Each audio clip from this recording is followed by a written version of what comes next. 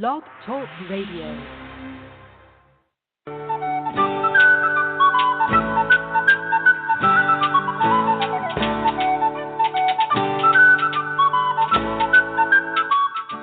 Welcome to the Spiritual Unity Radio Network, a station dedicated to the concept that all manifestations of the divine are equally valid. Join Reverend Terry Power HP, Robin McKean, and all the hosts for programming covering a wide range of spiritual topics, right here on Blog Talk Radio.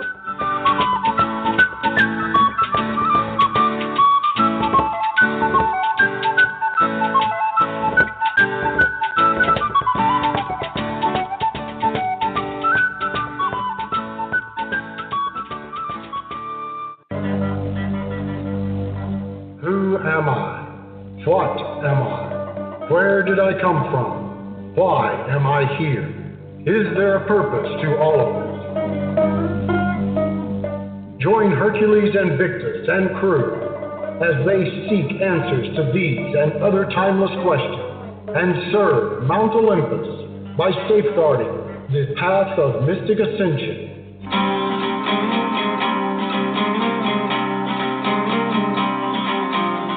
Welcome to the Pride of Olympus.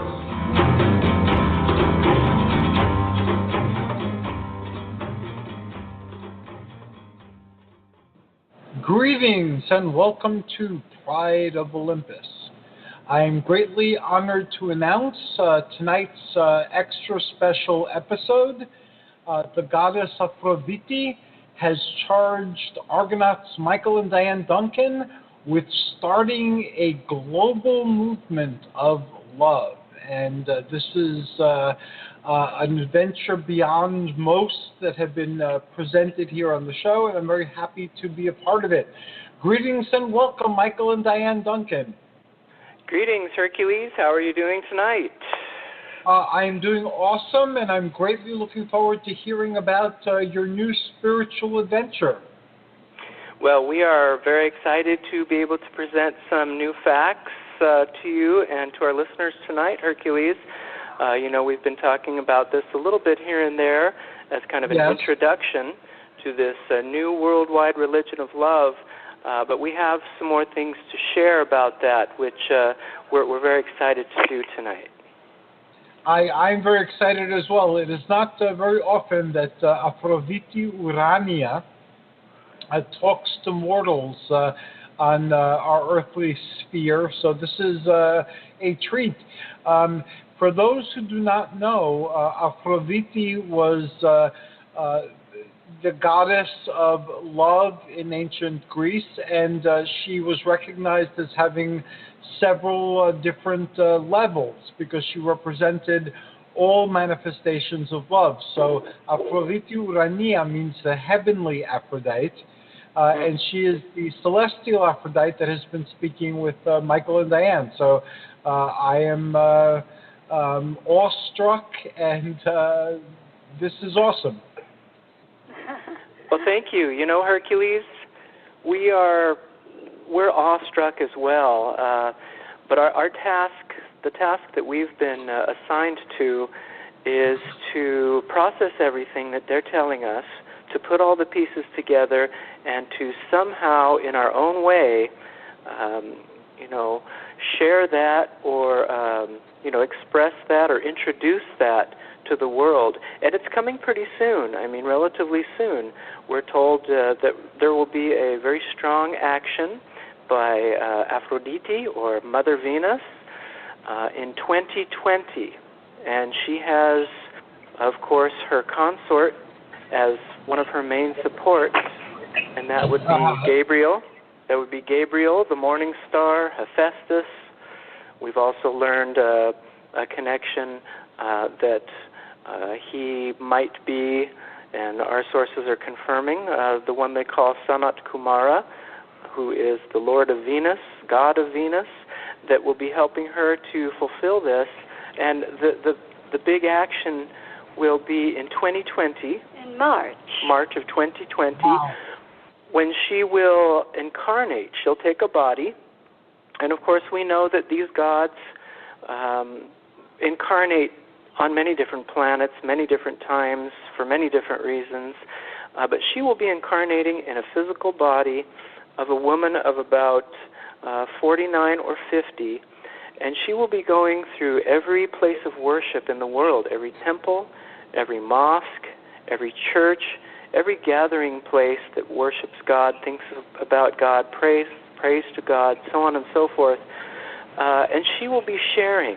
She will be starting to share and spread new messages, new thoughts, and new ideas for this new worldwide religion.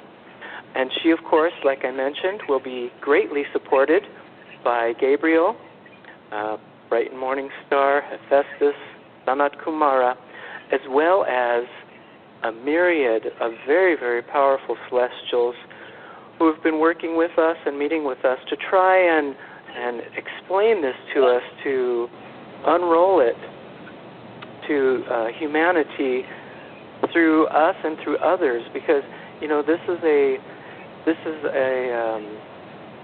a process that involves everyone, not just Dianne and myself. So we're very, very happy as the sixth revelation to be sharing not only the message of the local universe Father and Mother, not only of Maitreya and his magisterial mission, but also this very important phase, this new worldwide religion of love, brought to us by Venus and Gabriel, with support from celestials far and wide. And then the big action, as I mentioned, is 2020. And then in 2022, so that'll be for about 2 years, she will incarnate. And in 2022, everything will be underway for this new worldwide religion of love. Yes, yes.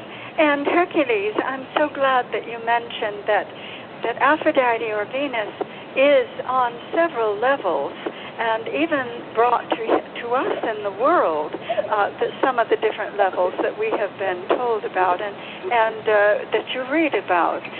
Now, in some books, I don't know what your sources are, but they say she is a daughter of Zeus, but I am told that she is not.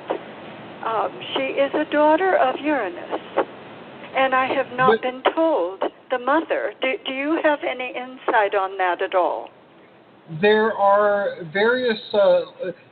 It is very difficult to convey this to modern audiences who have come upon the Greek myths through the Victorian storytellers, because it is a muddled mess, and it's very difficult to make out the truths that are being communicated. But Aphrodite, there are several genealogies for her, and in some she is older than Zeus and the Olympians.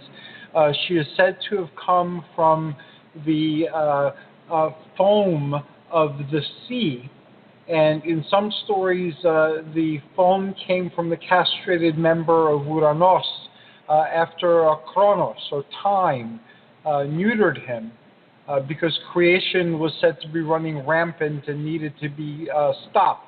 These are all old stories that speak about things on a variety of levels and are to be meditated upon because they're not literal. But Aphrodite is credited with having several mothers. I don't remember offhand. I can look them up while we're speaking.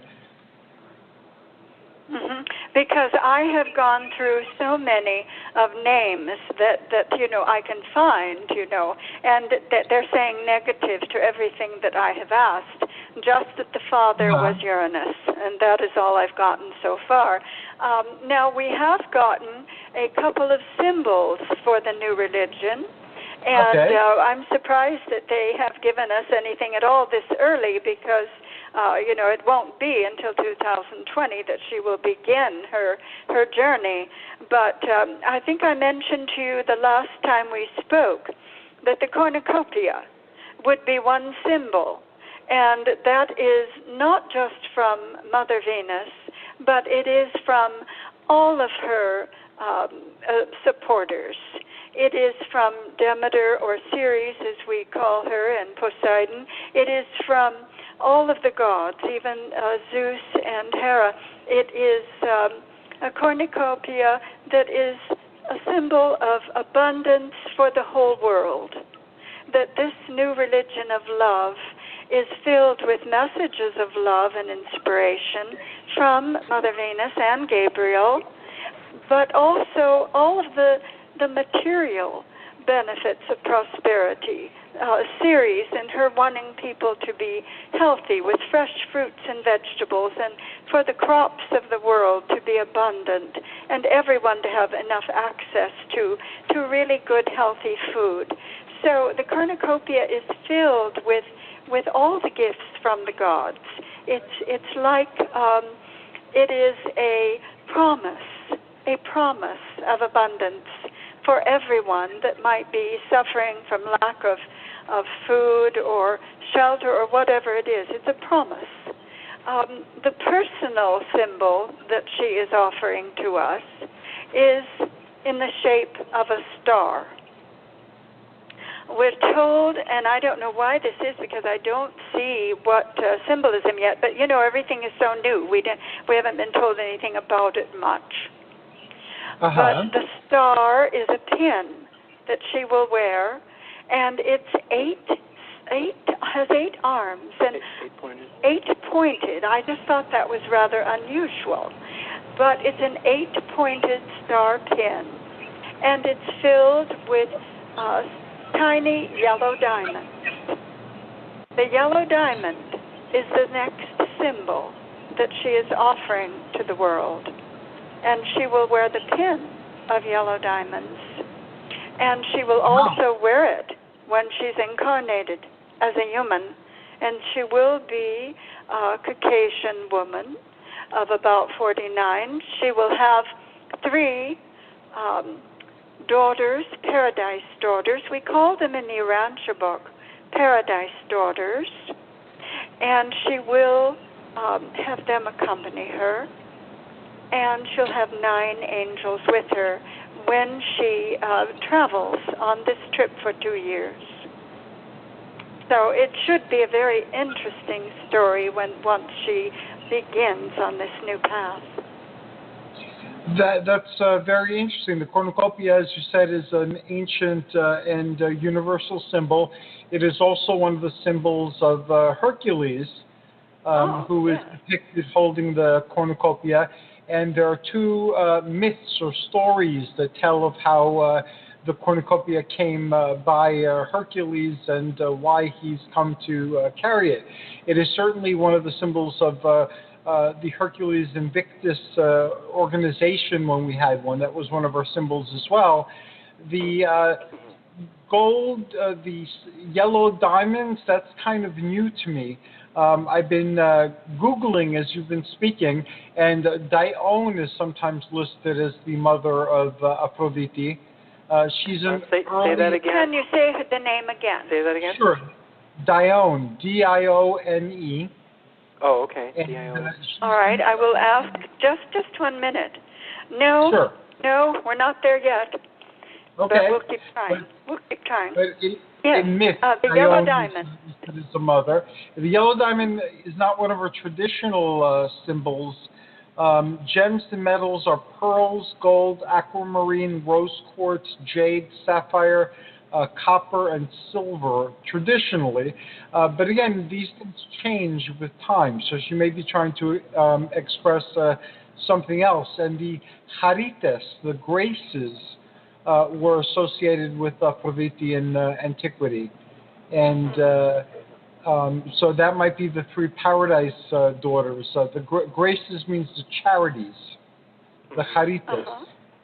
Oh, and by the way, we're told that the cornucopia is a silver cornucopia. It's a medal. Okay. It's almost like those huge drinking cups that they used to have that were like a horn, you know. It's really made of metal, a silver, and it's a large cornucopia. And the star, with the yellow diamonds, is a gold star with the yellow, and they're just tiny yellow diamonds filled with tiny yellow. It's only, I'm getting it's only about, it's less than 2 inches high. So a star that she will wear. And also, she's saying not just the yellow diamonds, but the color yellow is also one of the symbols that she is offering. I know one would often think, well, you know, it should be red or pink or, you know, love, you know. But we must remember that she is more of a nuts and bolts girl. She's not quite like Gabriel. She's really getting in there and working with also concerns of the material situation of the people on the earth. And you know, it's not only love. The cornucopia is not only filled with messages of love, it's filled with the abundance of literal material goods that people need to survive and be happy. That is awesome. Yes. So I don't know. She's going to be wearing golden garments, yellow. So when she is incarnated, her gown or her dress that she is going to be going around, she will be in yellow. It will be in yellow with her gold pin of yellow diamond. Gold has always been one of her colors, gold and yellow, to celebrate and to communicate abundance and even more than abundance, riches. And she has always been associated with that. Mm-hmm. Yes, I really feel that Maitreya and Ceres, and now we have, of course, Gabriel and Venus, they really want to portray to the world that we can eventually, I mean, given a little time, we can actually have more abundance than the world has now, and the people that have nothing today will also come up to that level. In other words, they want everyone to be able to taste the prosperity and the blessings from God and all of these angel and celestial supporters. They are all giving gifts in the cornucopia. Their gifts are varied. They are different, but they're all to come out of the cornucopia. That is very fascinating, and we're definitely on the same wavelength with that. The cornucopia, as I said before, is one of the symbols of my operant archetype, my higher self, my pattern, whatever way you want to phrase it, and a great part of my personal life mission has been in helping people to recognize and to tap into the great abundance that is there for us at all times, regardless who we are and regardless what our circumstances happen to be. That abundance is there and it's ours. It's our birthright. It's our heritage. And it's just waiting for us to claim it. Mm-hmm. Yes. And we're told, we've been told over and over, Hercules, that one of the goals of the magisterial mission, of course, Maitreya, Lord Maitreya, he is a magisterial son. We read about magisterial missions in the Urantia book, and we're told that Maitreya, this Lord Maitreya, is a paradise son, that he has come many times to this planet, and he's incarnating in a variety of bodies for a variety of purposes at this time in the history of our planet as a magisterial son, meant to adjudicate the end of a dispensation, beginning of a dispensation, meant to uplift, to teach new ideas and things like that. So he is, we have learned that this Lord Maitreya talked about in many spiritual traditions and religions, yes, as far, you know, from centuries ago, that he has come with a team of supporters, he has come with a team of workers, but one of the main goals for his mission at this time is for everyone to experience that abundance.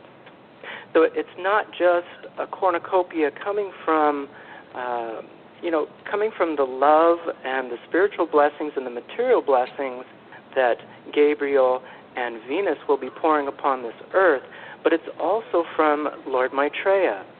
he and his team of workers are putting in policies, social programs, economic programs, really nuts and bolts programs to make the changes necessary for everyone on this earth to experience and enjoy material and spiritual abundance. So Lord Maitreya is working with Ceres, Demeter, whose consort is Poseidon, working with Venus, working with Gabriel, and of course, we would be amiss if we didn't say that this whole new religion, this new worldwide religion of love, is the project, it's the vision of the Infinite Mother Spirit. Now, the Infinite Mother Spirit is the one,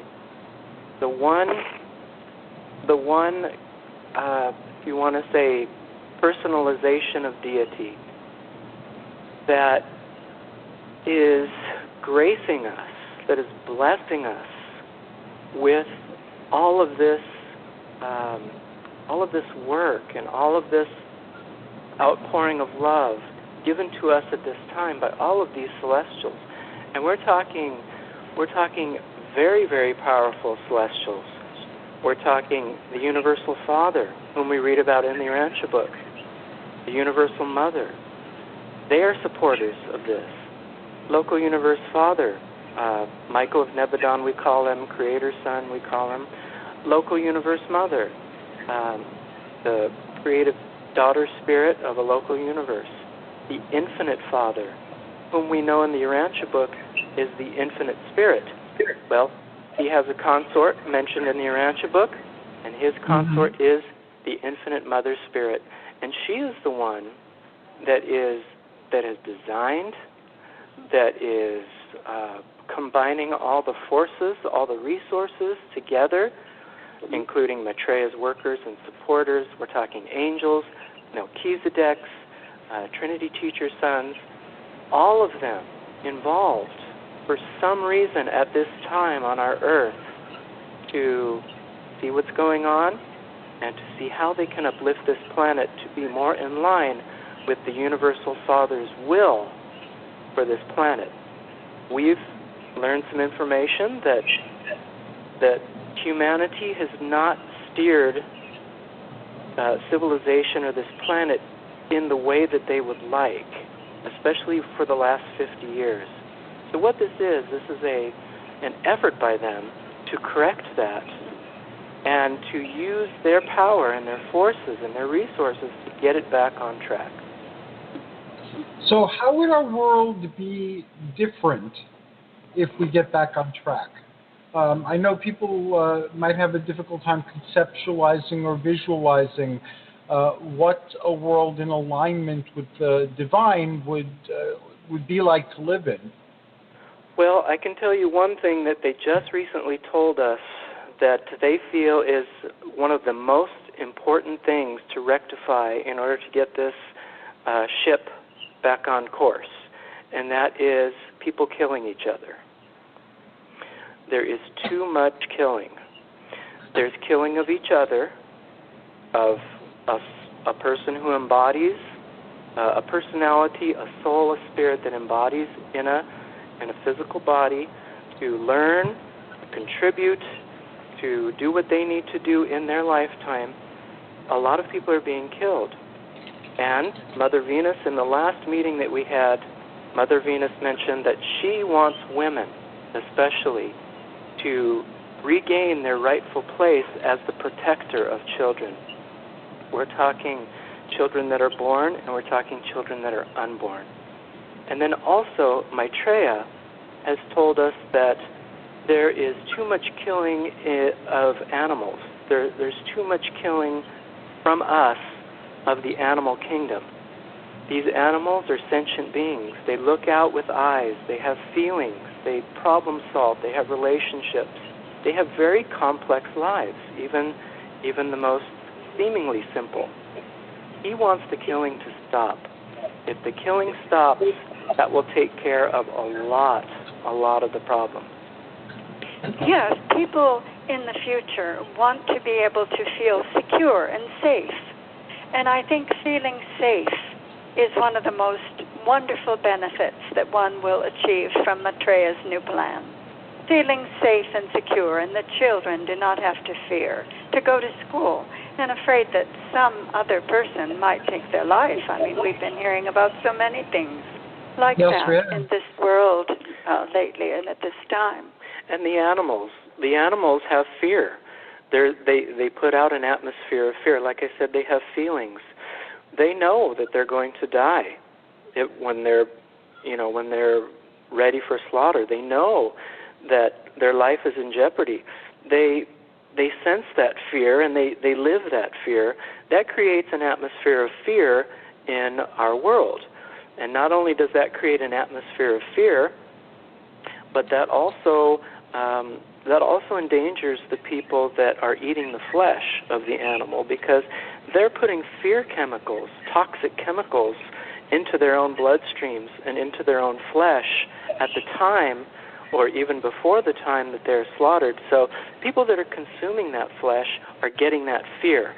And what happens is they themselves, in their own bodies, the humans, they fear also. And they do behaviors that are in reaction to the fear that they have within their bodies.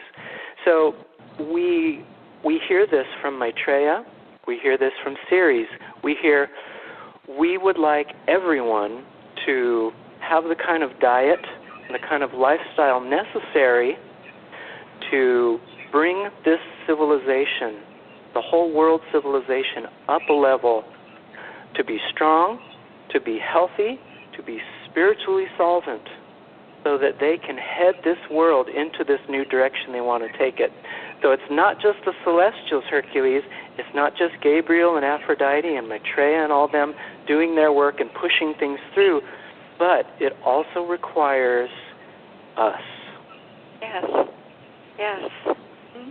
We all have to do our part. Paradise. I'm sorry, say that again? So we're co-creators in this new paradise. Oh, yes. Yes. Oh, yes. They want us to put this message out, and others. I mean, people from the Heart Center. You have Maitreya Great Tao, and in the Christian religion, they're all trying to put out messages of love and how to interact with others around us. They're all trying to help, because people need to feel secure before they can really be happy. If we're filled with anxiety about being hurt or possibly endangered, we can't really have the joy and the love that all these celestials want us to have if we're afraid. And the message, part of the message by one of our celestials is, be not afraid. And to be not afraid, we need to have a more peaceful world. And so that's why they gave us the idea to have a worldwide prayer circle of peace for the world. And we've been doing that now every month, setting aside a time to pray for peace, because only when peace comes can we actually have this prosperity and all of this feeling of security that a family, a person, children can feel they are not going to be hurt, they are not going to be singled out and possibly their life taken. They don't have to worry about it. The world will be more peaceful. So what do we, like, for instance, when you started with the sixth revelation, Maitreya gave us concrete actions, and basically they were focused on expressing gratitude and focusing on and requesting peace on earth, and also creating in our mind's eye and trying to manifest in our daily life the type of world we'd like to live in. Has Venus asked for any such similar actions, and how can we start becoming more loving in our activities? In the last meetings that we've been having, they have taken a more aggressive stance in telling us that before we can really realize a feeling of security and peace and starting to give more love in the world, we have to have more peace in the world. And they are going to use their strong arms to try and dissipate some of this confusion and some of this anger. People are at a high pitch of anger right now. It's very hard for people like you and I and Michael and others that really want peace, peaceful life, to do too much right now with this confusion at the level that it's at. It's a very high level. Yes. And I think that they are going to take some action at this time and a bit in the future, I'm not sure for how long, to try and bring that about, to bring the level down of the anger, to clear maybe some of this confusion. And then maybe we can start taking these actions that they have been giving us and start using them. But right now, it's almost it's a difficult time right now. But I'm hoping that this will clear soon. I'm hoping. Those are very good points, and it is a time of turmoil. It is a time of change. It is a time of confusion. I find in my personal life that if I just focus on loving actions and perform as many as I can during the course of my interactions with people and during the course of my activities, that this does make my personal world a more loving place to live in. Mm-hmm. Of course. But the world, the atmosphere in general right now is not one of everyone thinking of others and having a total awareness of their concern. It's still a very material, I just want what I want, and I want it right now, and I'll do whatever it takes to get it. But I think in one way, like I mentioned before, I think you're right, though, Hercules, in that, it does start with the individual. Each individual has that responsibility, and we read this in the Urantia book. Each person has a responsibility to not only bring themselves up spiritually and make that decision to, to win eternal life or eternal salvation in the Father's kingdom, but also that we are part of a collective. We're told, we're told in the Urantia book about, the idea of the Supreme Being, which is an evolving deity made up of a collective of souls, and we're part of that collective. So I think it does start with the individual to cultivate a more loving heart, to think of being of service to your fellow human. But a lot of that really hasn't worked to this point. They're telling us that we're about 50 years behind in individuals cultivating that type of that kind of viewpoint, that framework to live by, and that's why they're stepping in. They're stepping in to take care of that, and we're hoping that these next 2 years, in preparation for the embodiment of Mother Venus, we're hoping that within these next 2 years the ground can be prepared for some of that, and they are going to step in. We've learned that Gabriel and Melody, when we've talked about previously, mm-hmm. They, along with we've heard Atlas, and we've heard Bright Alfred, Prometheus. Mm-hmm. We've heard that they are going to contribute. They're going to contribute what they call as a strong arm. Is they're going to cut through. They're going to cut through some of the evil, some of the sin, some of the confusion and some of the anger. And I'm assuming that it's to prepare some of the groundwork for the messages of love from Venus and Aphrodite, and Gabriel, and Gabriel and Melody say they'll bring messages of love too. So I think what they're going to try and do is like maybe just blast through some of this stuff so that each individual can receive those messages of love and act accordingly. And then in doing so, that will get the message out to everyone else that, hey, it's better to have love in your heart, express that love for each other. I might mention, too, that they are hopeful that maybe by Christmas is a very important time for them, they say, and in the measure in the world of how we're doing.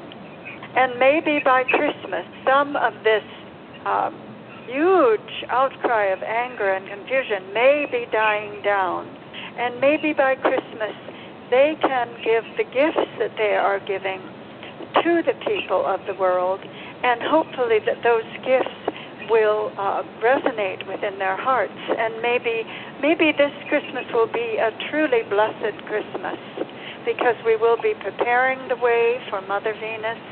We will be preparing more of a way for maybe finally, if the confusion dies down, that Maitreya can finally start implementing some of his new projects. In other words, I'm told it's just a little bit of time, Hercules. I think you're doing the perfect thing. It's just that we need more time for things to settle out. It's just simply a time. Give it some time. And we'll see by Christmas how it looks.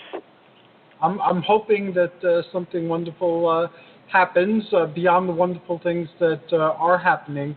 And yes, we have to give things plenty of time. We've allowed ourselves to believe things that have divorced us from the earth, our mother, that have estranged us from our brothers and sisters in the human, animal, plant, and mineral kingdoms. And we've convinced ourselves that we are lords of creation, where in our mortal form, clearly we're not. So a lot of things. Oh, that's wonderful, Hercules.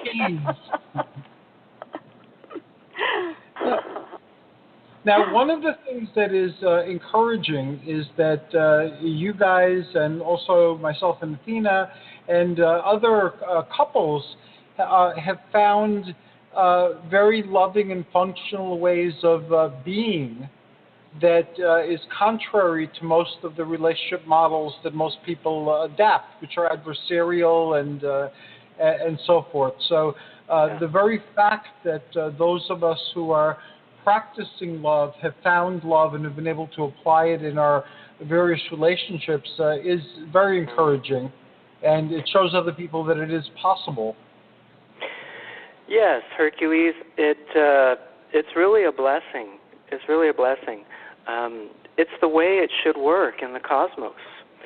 That with the male and the female, with their skills and their abilities and their gifts, coming together and making the product more than the sum of its parts. I mean, so the great example that Dianne and I have really is in the Urantia book, and now we're finding, of course, in the Greek pantheon, because the gods have counterparts, and we've been mentioning that, and you and I have talked about that a lot too.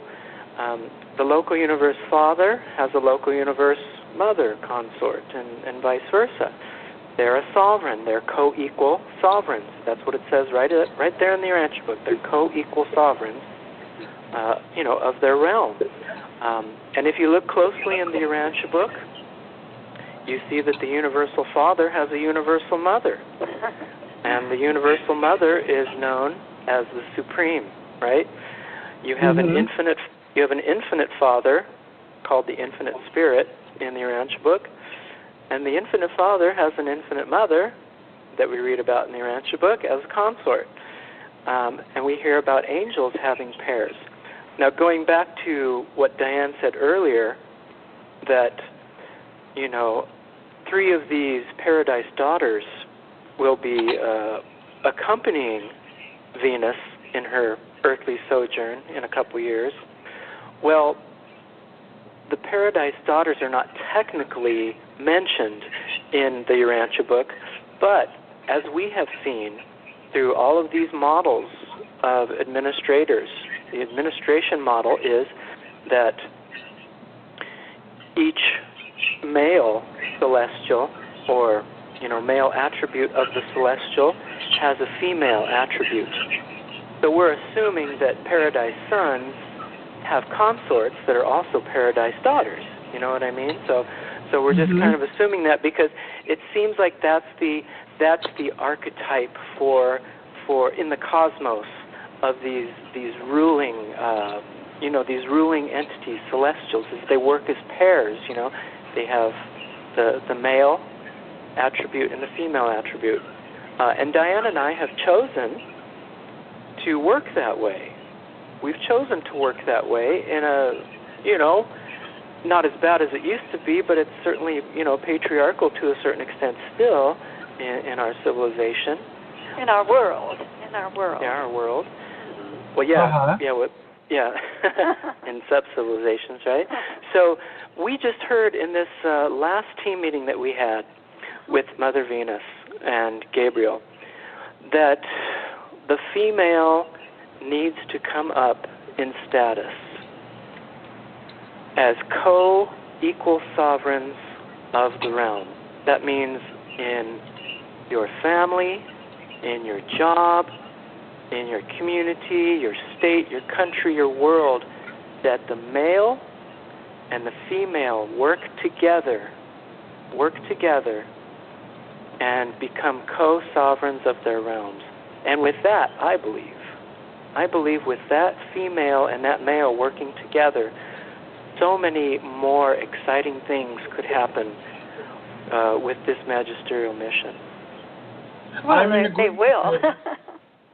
And one of the initiatives that we've been trying to launch now for a couple of years, but it finally got the momentum and it moved forward, is one of the working titles is Destiny Quest. And a lot of my background is in workforce development. And what I've done is I've gathered other people who have backgrounds in workforce development, and we've decided to tackle this social problem of people and vocation.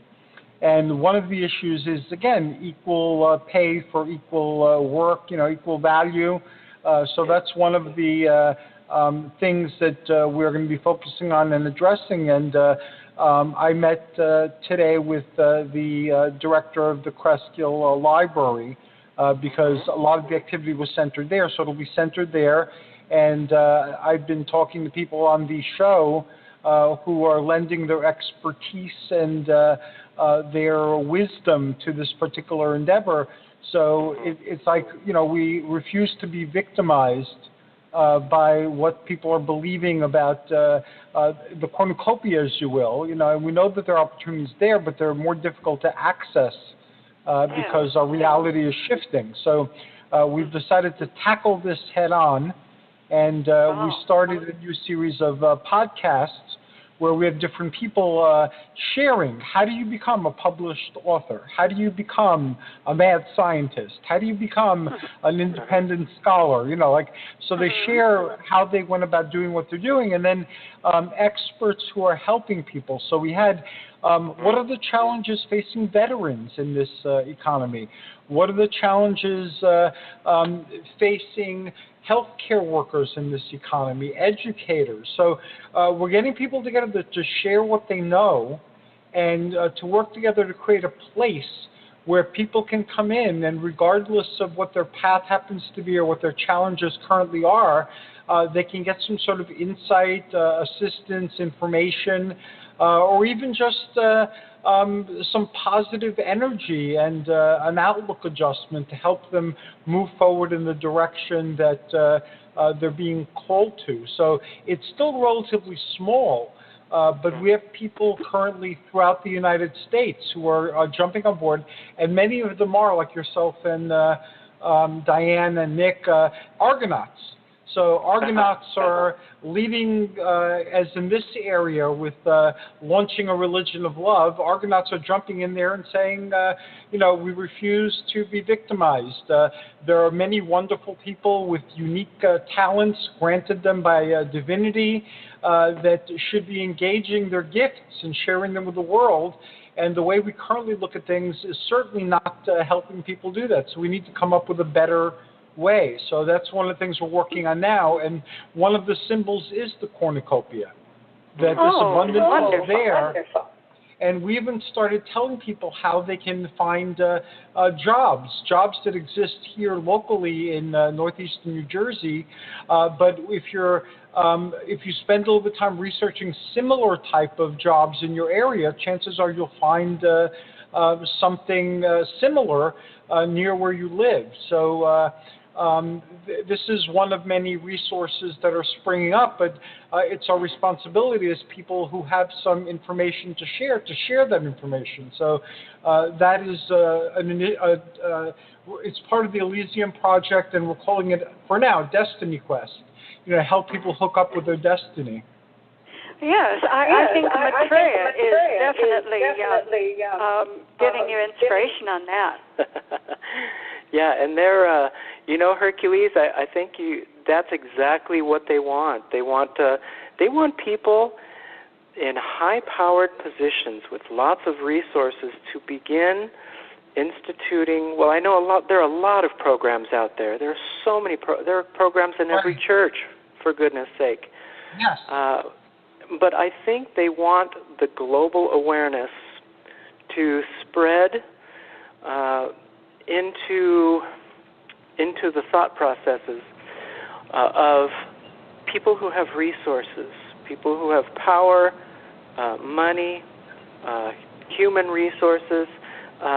We feel that Maitreya is starting to institute these social, economic, and legislative processes so that people with these resources will begin to reach out and really back some of these very important things, so that people can feel that prosperity, and so that they can be more prosperous. In the Los Angeles area here in Orange County, in California, as you know, and it's very well documented now, that there is a very, very bad homeless crisis.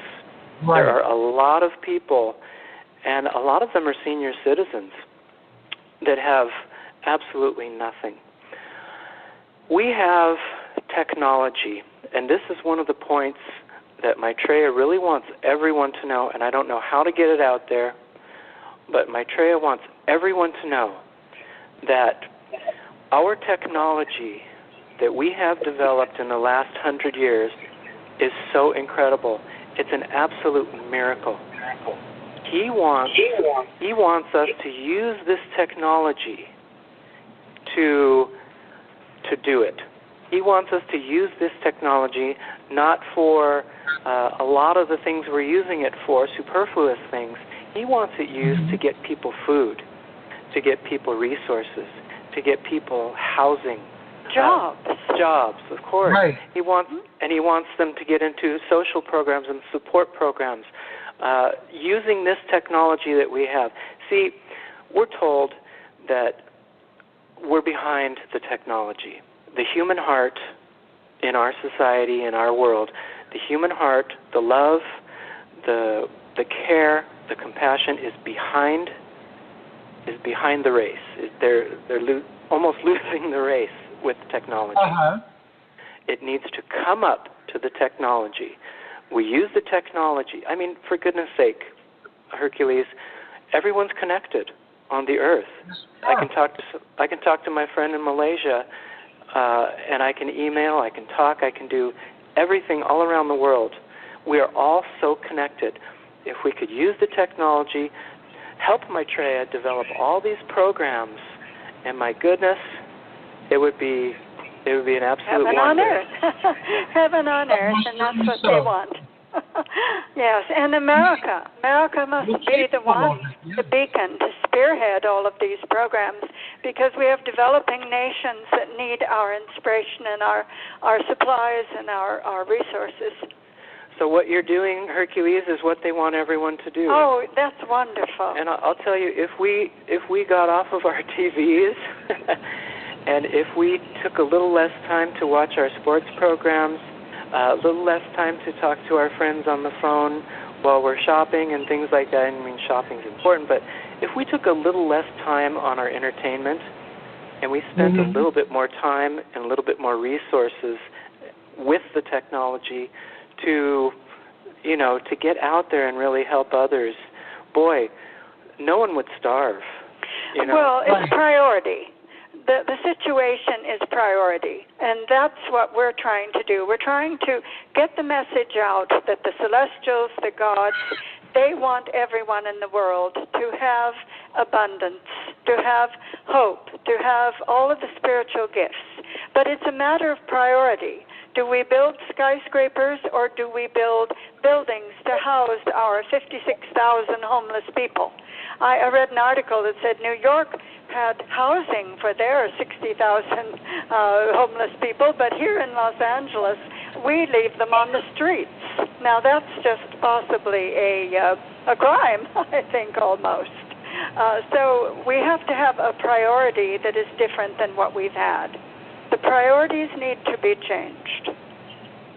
Oh, that's very true. I know in my own meditations, when I asked for direction and insight, what has kept coming back to me is that our job is to demonstrate that heaven cares, and then to be the instruments of that caring, to show that heaven cares, so we're here, and we're demonstrating that heaven cares through our work. Yes. Hercules, we've talked before about some very simple things that people can do to start to connect with the celestials and to start on an inner level to change the priority. We've said this for years and years and years, and you can see a lot of these on our YouTube videos on our YouTube channel, Michael and Dianne Dunkin, our YouTube channel, that when the local universe father and the local universe mother first came to us, they said, there's a 10-year plan. The first 3 years of the 10-year plan is to pray for world peace. It's a very simple thing. You can do it every day. You can do it once a week. It requires that you step back from the life that you're living and to take a little time to pray for world peace. It's very simple. They've told us that one of the prerequisites for the success on our part, on the human part of this magisterial mission, this new religion, is to have a degree of world peace. A measure of security. A measure. And they've told us that it is the Father's will. A lot of people in the Urantia book community will say, well, don't pray to the Father, or don't pray to God for world peace, because, things unroll as they unroll. But they're telling us that God's will, that especially the local universe Father, His will is for world peace, a measure of world peace for this project that they're doing, a real-time project. But He actually told us He wants the people to pray for world peace. That was a directive from the local universe Father himself. And so we set up the worldwide peace prayer, and we do that every month, and we've been doing that since July of 2016. So take a little time, okay? That's one. Number two, as you mentioned, is to connect with the Celestial Father and Celestial Mother, Celestial Fathers and Celestial Mothers, by simply thanking them. Once a day, they like 3 times a day, they like to be thanked, they like to be acknowledged, right? And then the third, as you have mentioned, is to, and this is a directive, not a directive, but a suggestion by Maitreya, to visualize the life you want and to visualize what you would like the world to be. the best that you'd like to be and the best for the world to be. So on an inner level, just a very simple way to get yourself in touch with the celestials and to do something very simple to start, thinking and living that life that will contribute to what we're talking about: abundance, peace, prosperity. And if everybody did that, boy, that would be tremendous. And also, I want everyone to think about this idea of Venus, Mother Venus, bringing in a worldwide religion of love, because she has not just been around for a short time. This gal has been in there for, like you say, it could be many, many levels and a really, really archaic beginning. I have been reading the Bible more lately, and even in the Old Testament, we think that Venus is not there, and yet I find that she is. I was reading about Daniel, and there were 3 companions that he had when he was taken to Babylon after Nebuchadnezzar conquered his land. And his three companions were Hananiel and Mishael and Azariel. Now, those 3 companions, they say in the Bible that they're just 3 other young people like Daniel, young Jewish boys. But if you look at what the names are not just young Jewish boys. In fact, one of the names happens to be feminine. They've taken so much of the feminine out of the Bible, but if you really look, some clues are still there. Hananiel is another name for Mother Venus. So one of Daniel's companions was Mother Venus. Mishael was Gabriel, and Azariah is also his other name. And you can look up these names. You can actually find them. Is Raphael.